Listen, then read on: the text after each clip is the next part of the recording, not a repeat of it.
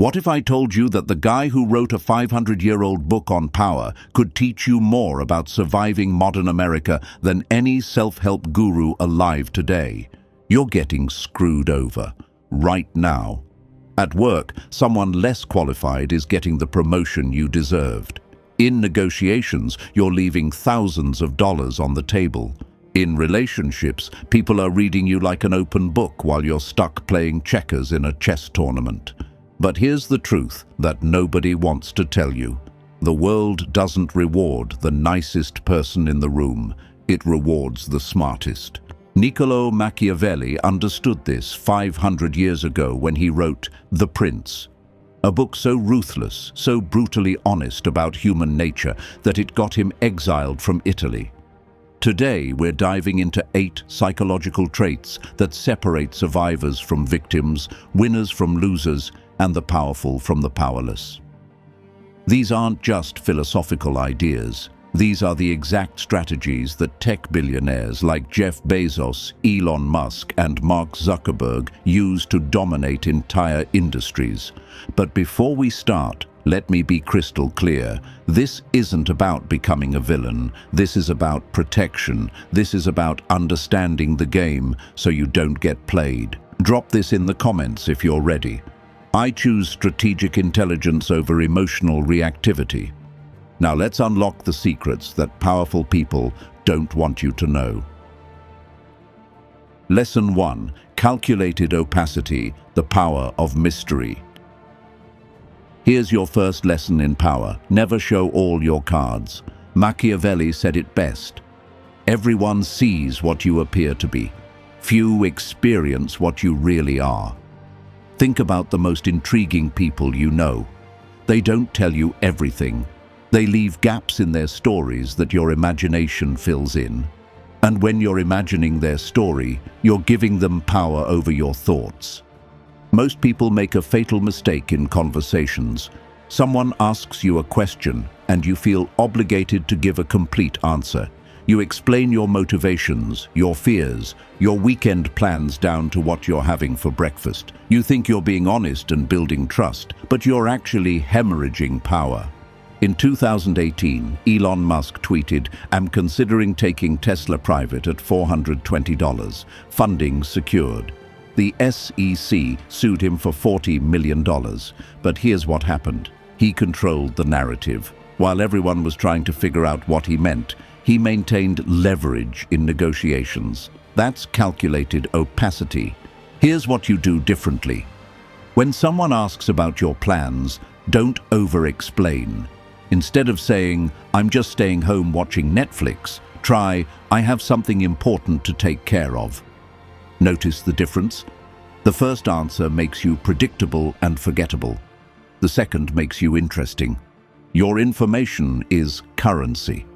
In America, where everyone's broadcasting their life on social media, the person who shares strategically stands out. Lesson 2. Adaptive persona. Be water, not stone. You're not the same person with everyone, and that's exactly how it should be.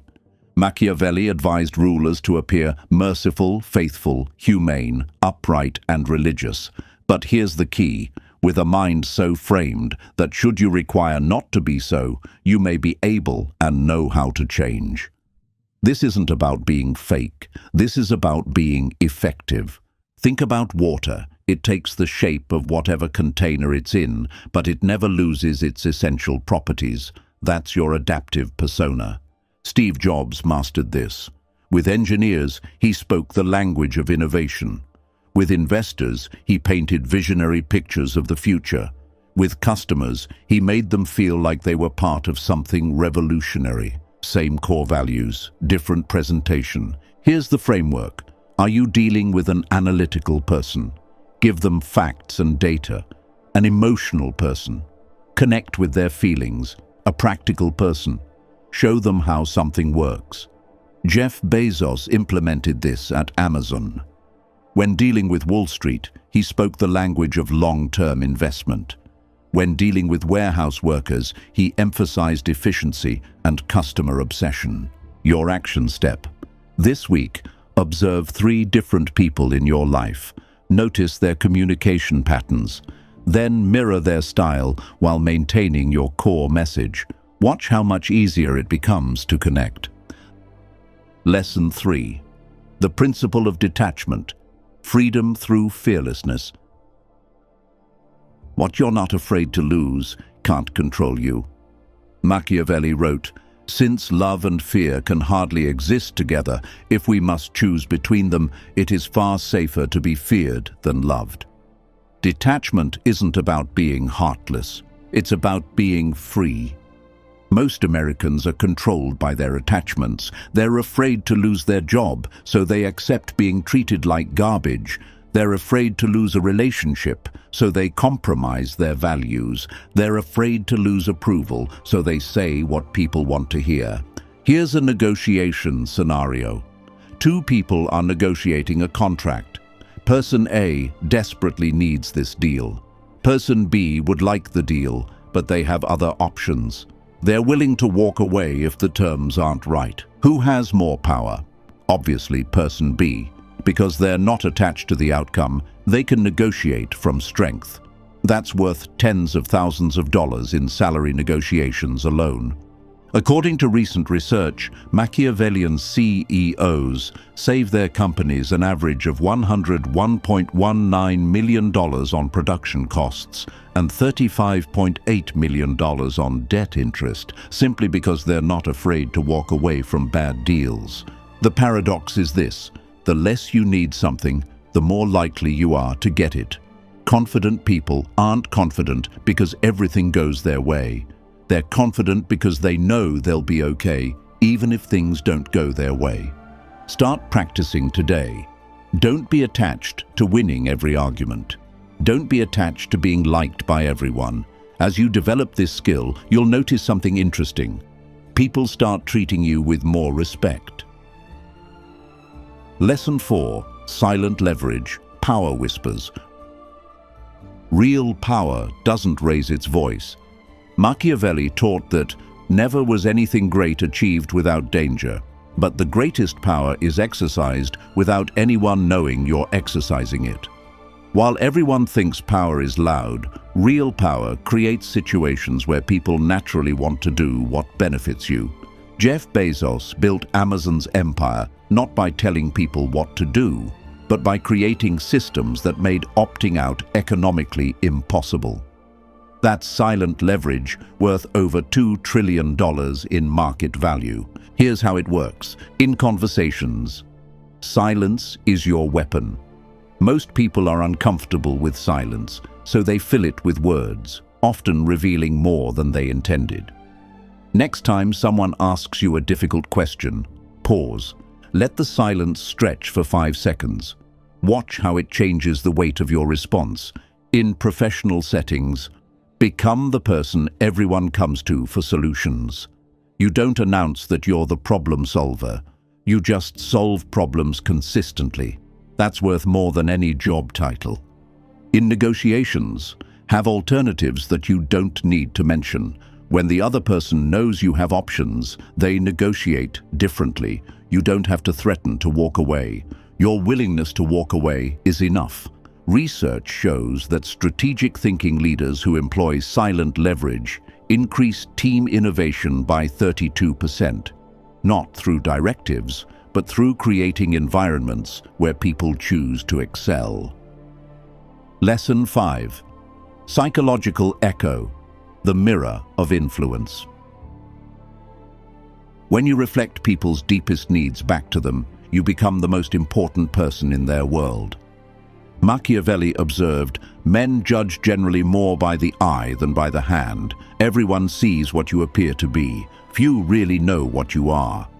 This is about becoming a mirror that reflects what people need to see and hear. Every person you meet is silently asking 3 questions. Do you see me? Do you understand me? Do you value me? When you can answer yes to all 3 through your actions, you create a connection so powerful it feels like mind reading. Most people listen to respond. You need to listen to understand. When someone says, "I hate my job."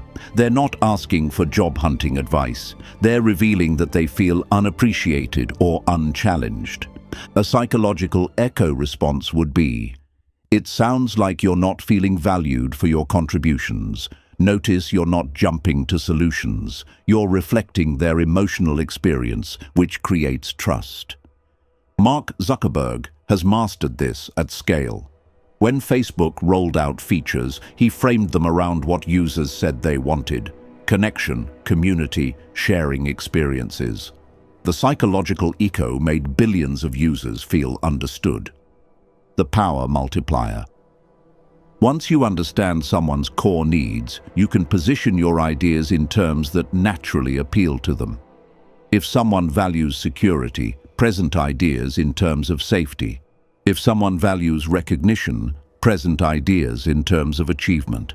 Research confirms that people with high emotional intelligence who employ psychological echo techniques are 78% more likely to be viewed as trustworthy leaders. Lesson 6. Ambiguous morality, gray areas and great outcomes. The real world doesn't come in black and white. Sometimes doing the right thing requires uncomfortable choices. Machiavelli wrote, "Since it is difficult to join them together, it is safer to be feared than to be loved when one of the two must be lacking." Ambiguous morality doesn't mean having no morals. It means understanding that simple answers don't work for complex problems. Imagine you're a manager and you discover a team member has been consistently lying to clients. The nice thing might be to give them another chance. But what about the other team members working honestly? What about the clients being deceived? Someone with ambiguous morality might decide that protecting the many is more important than being nice to the one. This isn't cruelty. This is pragmatic ethics. Look at Amazon under Bezos. When they laid off thousands to maintain competitiveness, it looked ruthless. But Bezos framed it as serving the customer and ensuring long-term survival for remaining employees. The company's worth increased by over $400 billion after those decisions. The key principle: focus on outcomes rather than appearances. Sometimes the action that looks good creates bad results. Sometimes the action that looks harsh creates better results for everyone involved. Research shows leaders who can navigate this gray area while maintaining ethical boundaries see 27% higher team performance because they make decisions based on real-world impact. Lesson 7.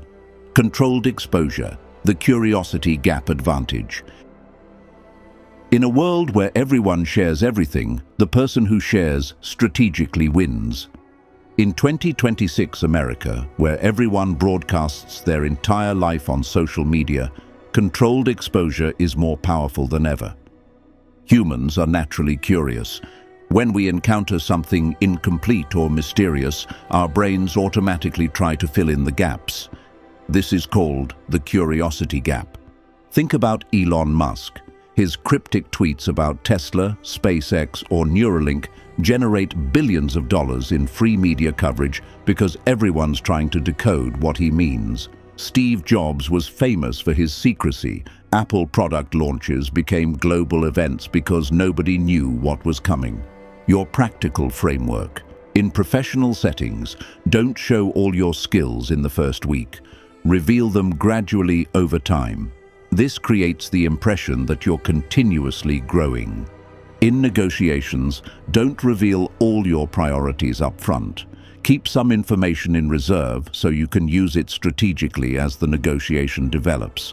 According to workplace psychology research, professionals who practice controlled exposure earn on average $15,000 to $25,000 more annually because they maintain leverage throughout salary negotiations. Remember, information revealed can never be unrevealed, so err on the side of revealing too little rather than too much.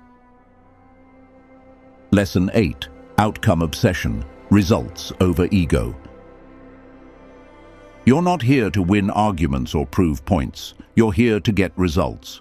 Machiavelli's ultimate lesson: focus relentlessly on results rather than ego, arguments, or process. People who focus only on outcomes never waste time on unnecessary games. Most people get caught up in being right. They'll argue for hours to prove their point, burn relationships to win debates, and sacrifice results to protect their ego. Chess thinking looks different. When there's a dispute, outcome-obsessed people ask, "What's the real goal here?" If the goal is changing someone's behavior, does winning the argument achieve that? Often, no. Jeff Bezos famously obsesses over customer outcomes, not internal politics. His leadership principle, customer obsession, means every decision gets evaluated by one metric. Does this improve the customer experience? That singular focus took Amazon from selling books to becoming a $2 trillion empire. Your implementation framework. In every situation, ask, what's the actual outcome I want? Not what I want to say, but what result I need to create. Prioritize the 20% of actions that create 80% of results. Outcome-obsessed people are ruthless about eliminating everything that doesn't serve the goal. Measure by results, not effort. Working 80 hours a week means nothing if you're working on the wrong things. Research shows that leaders with high outcome obsession achieve 43% more of their strategic goals because they eliminate distractions and maintain laser focus. The dangerous truth about intelligence. Here's what nobody tells you. These 8 lessons are already being used on you. Every advertisement, every political campaign, every job interview, someone is employing Machiavellian principles, whether you realize it or not. The tech giants definitely know this. A recent study found that Machiavellian CEOs create 12.11% lower acquisition premiums in deals. That's an average of $157 million saved per transaction.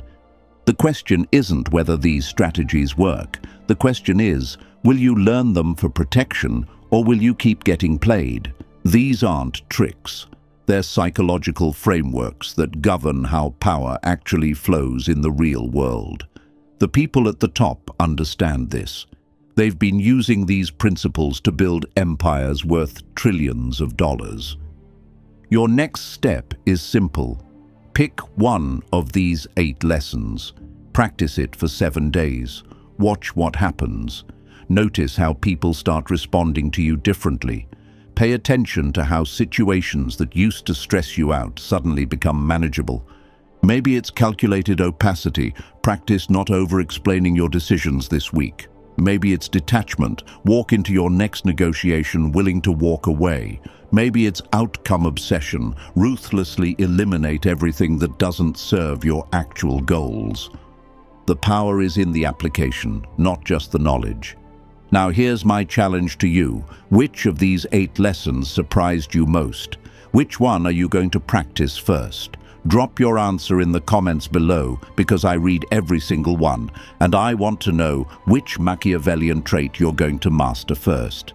If this video opened your eyes to how power actually works in the modern world, smash that like button. Share this with someone who needs to stop getting played and start playing chess. And subscribe, because we're going deep into the psychology of power, influence, and strategic thinking that they don't teach you in school.